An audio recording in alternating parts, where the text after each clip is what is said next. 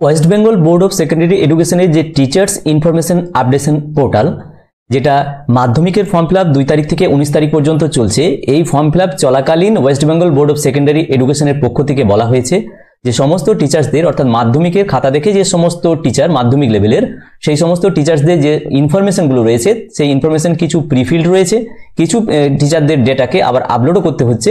তো সেই যেগুলো প্রিফিল্ড রয়েছে সেগুলোকে আপডেশন করা, এবং যদি অ্যাড টিচার করতে হয় তাহলে অ্যাড টিচার করে এই কাজটি ফর্ম ফিল আপ চলাকালীন অবশ্যই সম্পন্ন করতে বলা হয়েছে। এখানে টিচার্স লিস্ট দেখার জন্য ওটিপি দিয়ে এখানে লগ ইন করতে হবে, এবং ডাউনলোড সাবজেক্ট কোড পিডিএফ, অর্থাৎ কোন সাবজেক্টের জন্য কি কোড রয়েছে সেটা যদি এখান থেকে ডাউনলোড করা হয় তাহলে ডাউনলোড করে এখানে দেখা হবে যে কোন কোন সাবজেক্টের জন্য কি কি কোড রয়েছে। এখন আপডেশন করার সময় দেখা যাচ্ছে সাবজেক্টটি থাকছে না, সাবজেক্ট নেম না থাকার জন্য সেখানে কোড দেওয়া হয়েছে। তো এই কোডটি এখানে ডাউনলোড করে দেখে দিতে হবে যে কোন সাবজেক্টের জন্য কি কি কোড রয়েছে। এবার আমরা চলে আসছি টিচার্স লিস্ট।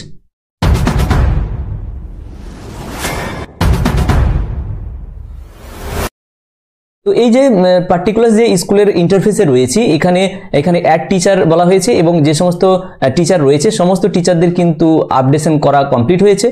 এখানে যদি পেজ যাওয়া হয় লাস্ট পেজে, তাহলে সমস্ত টিচারদের এখানে কিন্তু আপডেশন করা হয়েছে।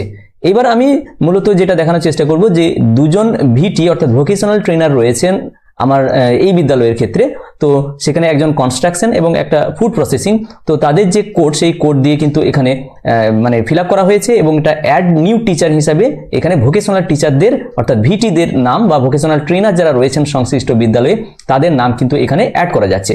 তো সেটা যদি আমি একটু দেখাই, তাহলে এই পার্টিকুলার যে ভিটি বা ভোকেশনাল টিচারের আমি এই পেজটি খুলেছি, সেখানে দেখা যাচ্ছে নাম, রেফারেন্স নাম্বার তো অটো ক্রিয়েট হবে, জেন্ডার, ডেজিগনেশন এখানে ভিটি দেওয়া হয়েছে, এবং তার যে ঠিকানা সেই ঠিকানাগুলো রয়েছে।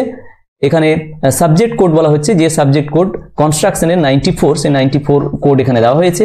ডেট অফ রিটায়ারমেন্ট দেওয়া হয়েছে এখানে।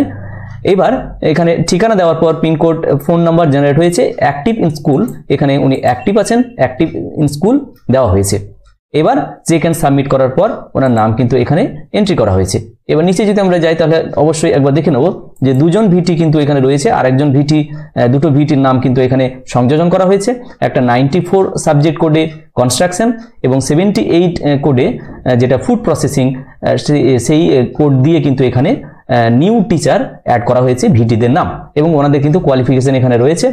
আর এখানে আমরা দেখছি যে ডাটাগুলোকে চেক করে নেওয়া হয়েছে। এবার আমরা এখানে ফাইনাল যে সাবমিট ডাটা, সেই ফাইনাল সাবমিট ডাটার জন্য কিন্তু এখানে অপশন রয়েছে। সেই বাকি যদি কিছু কাজ থাকে তাহলে অবশ্যই স্কুলের এই লগ ইন থেকে সেই কাজগুলো করার পর কিন্তু ফাইনাল সাবমিট ডাটা করার পর এগিয়ে যেতে হবে। তো পরবর্তী একটা ভিডিওতে আমি অবশ্যই ফাইনাল সাবমিট ডাটা দেখানোর চেষ্টা করব, সরাসরি দেখানোর চেষ্টা করব। তো ভিডিওটি যদি ভালো লাগে তাহলে অবশ্যই ভিডিওতে লাইক দিয়ে যাবেন, এবং